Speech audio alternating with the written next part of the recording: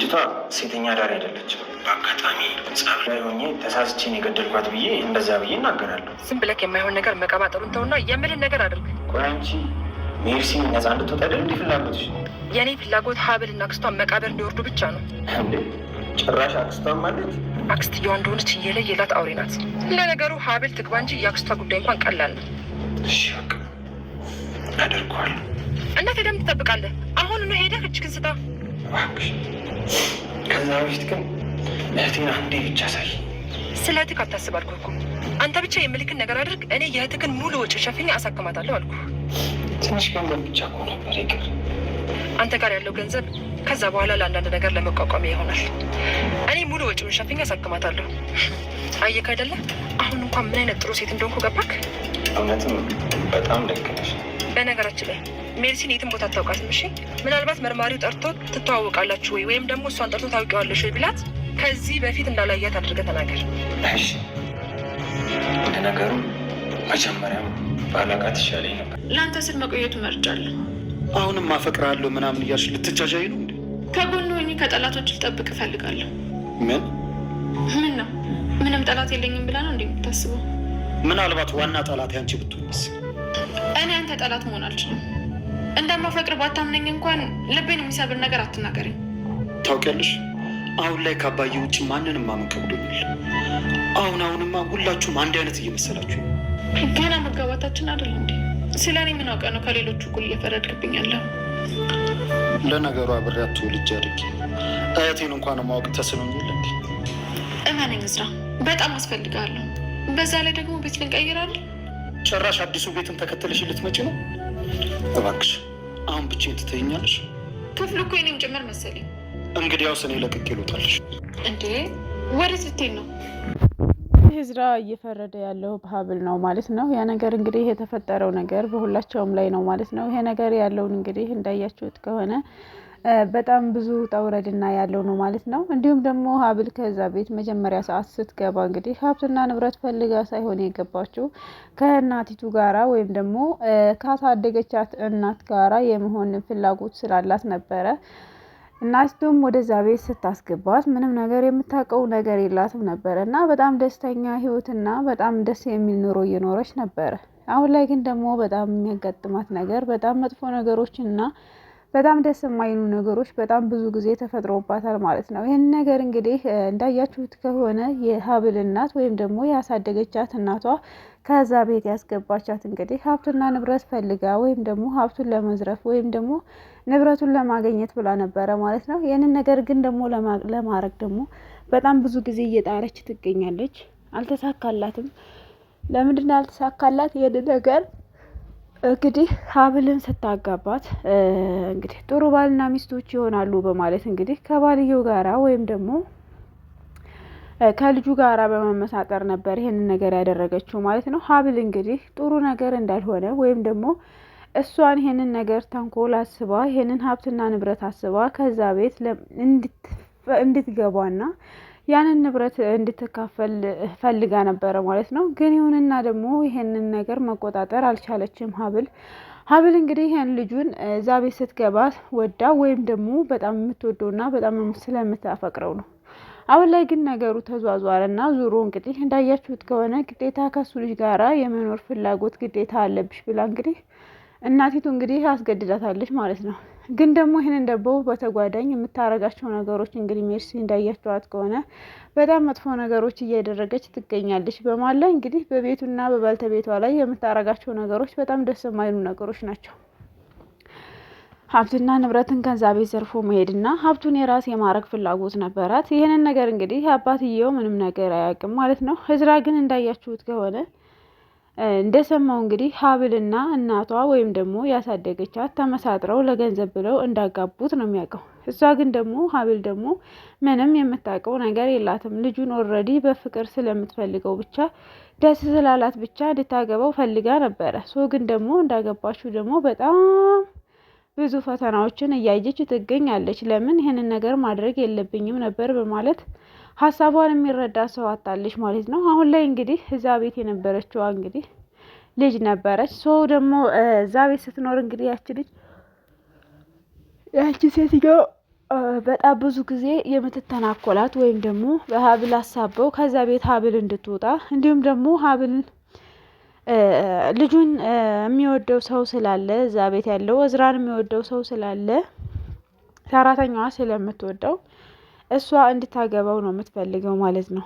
ስለዚህ ደግሞ ሀብል እሱን እንድታገባው አይፈልጉም የቤቱ ሰው ሁሉም፣ አክስትያዋም እንዲሁም ደግሞ እህቲቱን በሉ ማለት ነው። እና ሀብል ይችን ልጅ ገደለቻት ወይም ደግሞ እንደዚህ ያደረገቻት በማለት ከራሳቸው ቢላ ወስደው ሽንኩርት የምትከትፍበትን ቢላ በመውሰድ ከእሷ ጋር የነበራትን ነገር ለማድረግ ተገደው ነበረ።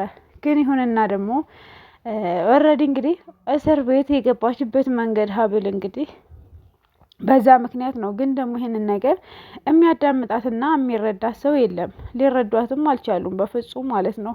ለምን ይሄንን ነገር አልተረዷትም የሚለው ሀሳብ በሁላችንም ላይ ይኖራል።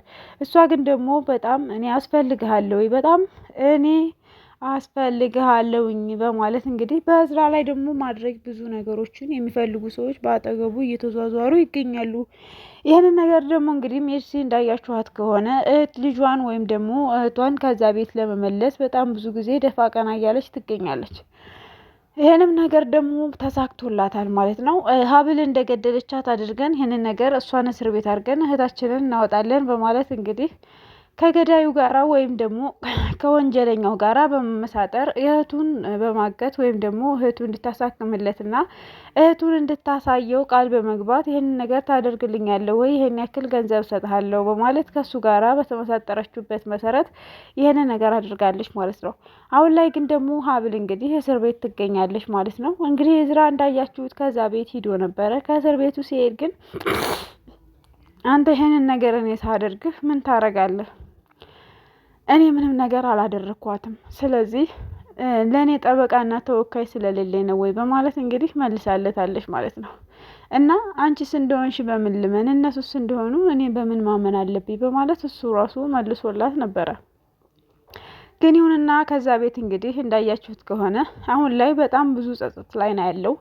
ከእሷም ጋራ የመኖር ፍላጎት የለውም ነበረ። እናቱና እንግዲህ ሀብል ተመሳጥረው እሱን እንዲያጋቡት ነበር የሚያውቀው። ግን ደግሞ ሀብል ምንም ነገር ምንም ይሁን የምታውቀው ነገር የላትም። ይህንን የምታውቀው ነገር የሌለበት መንገድ እንግዲህ እያደረገችበትን መንገድ እንግዲህ እናቲቱ ወይ ደግሞ ከዛ ቤት ያሳደገቻት ለገንዘብ ብላ በጣም ብዙ ጊዜ በጣም ብዙ ነገሮችን እናድርግ እያለቻት እንኳን ስትሟገታት አልፈልግም አይቻልም እያለች በጣም ብዙ ጊዜ ትሟገታት ነበር። እና ይህንን ነገር ደግሞ ከዛ ቤት የተቀመጥኩት አንተንና አባዬን ለማስጣል ነው። በጣም እናንተን ለመጣል የሚሞክሩ ሰዎች አሉ። ይህንን ነገር ደግሞ ማድረግ ያለብኝ እኔ ነኝ በማለት ስትነግረው ጊዜ እስካሁን ድረስ አንቺ ምን ትሰሪያለሽ? ከዚህ አንቺ ማለት እኮ ባዳነች ከእናትሽ ጋራ ተመሳጥረሽ መጥተሽ የኔን ገንዘብ ለመብላትና እኔን ገለሽ ሀብትና ንብረታችንን ለመውረስ ነው በማለት እያሳቀቃት ይገኛል ማለት ነው። ሀብል አሁን ላይ ያለችበት ሁኔታ በጣም ተስፋ ቆርጣለች። ከሱ ጋራ የመኖርም አላማና የመኖር ተስፋም የላትም። ለምን ይሄንን ነገር ለምን አደረገኝ በማለት ማለት ነው። እና አሁን ላይ እንግዲህ የተደረገበትን ወይም ደግሞ የተሰራበት ነገር የምታሳዝነውና የምታስከፋው ነገር ብትኖር ሀብል ናት ማለት ነው። ሀብል እንዳያችኋት እንግዲህ በጣም ሚስኪን እንዳለ ማንም የላት፣ አጠገቧ ማንም የላትም። ከእሷ ጋራ ማንም እየሆነላት አይደለም። ከእሷ ጋራ ማንም አብሯት እየሆነ አይደለም። ምንም ማድረግ አይቻልም። በጣም ነው የሚገርሙ። በጣም እንትን ይላል ማለት ነው። አሁን ላይ ግን ደግሞ እሱ በጣም ጸጸት ውስጥ እንዲገባና አባትየውም እንግዲህ እየነገረው ያለው ነገር እንግዲህ ታው ልጄ ለምንድን ነው እቺ ምንም ነገር አላደረገችም፣ እኔ በሷ ምንም ነገር አላደረክም፣ እስካሁን ድረስ እቺ ልጅ ባትኖር ኖሮ በህይወት አንኖርም ነበር በማለት በጣም ብዙ ጊዜ ነገሮችን እየተናገረ ይገኛል ማለት ነው። እንዳያችሁት እንግዲህ ከዛ ቤት እናትና እህቱንና እንግዲህ አክስቱን እዛ ቤት አባረዋል ማለት ነው። የተባረሩበትን መንገድ እንግዲህ የራሳቸው የሆነ ምክንያት አላቸው። ለምን ሀብልን እንዴት እሱ አግብቷት ይኖራል? እሱ አግብቷት መኖር የለበትም። ስለዚህ እሱ መሆን ያለባት ሰራተኛ ነው እንጂ እንደ ሰራተኛ ነው እንጂ መሆን ያለባት አግብታ መቀመጥ የለባትም። ባለትዳር መሆን የለባትም። እንግዲህ የሴት መቀኛ የሚባለውን ነገር ከዚህ ላይ ነው ማለት ነው። በጣም ብዙ ጊዜ ይዘባበቱባት ነበረ እና እንግዲህ ከዚህ ሰፈር እኔ ለቅቄ እንዲወጣላችሁ ወይ ብን ብዬ እንዲጠፋልሽ ነው ወይ? ስለዚህ አንቺን አልፈልግሽም፣ ከድሮ ጀምሮ ምንም ይሁን ምንም እኔ ከአንቺ የምፈልገው ነገር የለኝም። በእናትሽና በአባቴ ፍቃድ ብቻ ነው ያ ግዴታ ተገድጄ ነው እንጂ ያገባውሽ አንቺን አልፈልግሽም በማለት ሀብልን እንግዲህ ልቧን እየሰበረ ይገኛል።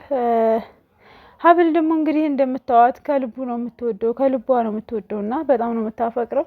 ይህንን ነገር ደግሞ ለምን ትለኛለህ እያለች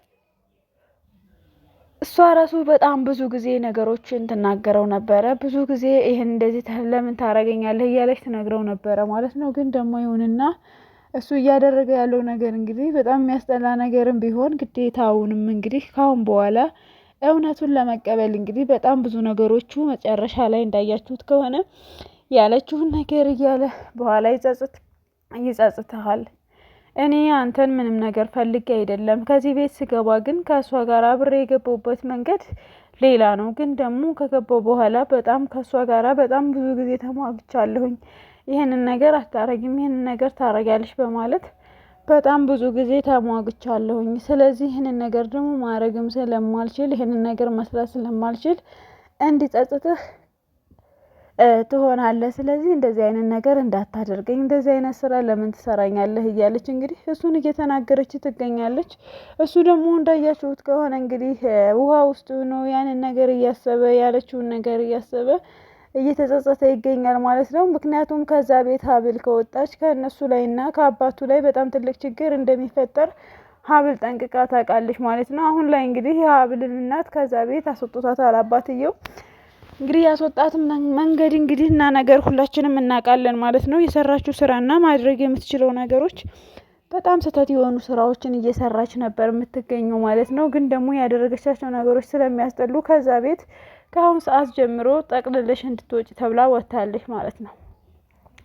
እና እንግዲህ እንዳያችሁት ከሆነ እዝራ ማለት ነው አሁንም ላይ እንደገና ለምን እንደዚህ ትወጣለች፣ ለምን እንደዚህ ታደርጋለች፣ ለምን እንደዚህ ይሆናል፣ ለምን እንደዚህ ይፈጠራል እያለ እሱም ደግሞ እንግዲህ ብዙ ጊዜ እየተናገረ ይገኛል። ይህንን ነገር ደግሞ እኔ ከድሮም አልወደድኩትም ነበር አባዬ፣ አንተ ነህ ይሄን ሁሉ ነገር እንዲመጣ ያደረግከው። ስለዚህ ነገሮቹ ሁሉ ሀሳቦች ሁሉ እንዲሆኑብህ ያደረገው በራስህ ስራ ነው። ስለዚህ እኔ ምንም ማድረግ አልችልም፣ የራስህ ጉዳይ እያለ እንግዲህ በጣም ብዙ ጊዜ ከእሱ ጋር ጸጸት ይሆነዋል።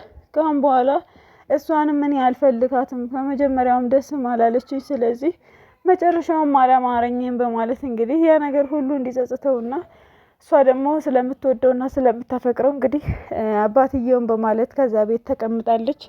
እንግዲህ ለአባትየውና ለሱ ጠበቃ ቁማ ያለችው እሷ ነበረች ማለት ነው። ባታውቀው ባይገባው ነው እንጂ አሁን ግን ደግሞ ይመስለኛል ቆይቶ ነገሩና ሀሳቡ እንደሚገባው እርግጠኛ ነኝ ማለት ነው። ለምን ይህንን ነገር የሰራበት ስራ ኋላ ቆይቶ እነዛ እህትና አክስቶቹ ምን ማድረግ እንዳለባቸው ከሱ ላይ በጣም ብዙ ጊዜዎችን ድራማ እየሰሩበት እንዳለና እሱ ላይ ደግሞ በእሷ ጥፋተኛ እያደረጉ በጣም ብዙ ነገሮች ስላደረጉ እሱ እያመነ ያለው እንግዲህ አክስቱንና እህቱን ነበረ። አሁን ግን ደግሞ መጨረሻ ላይ ነገሮቹና ሀሳቦቹ ሲገቡት እንግዲህ ምን እንደሚከተል እናያለን ተመልካቾች።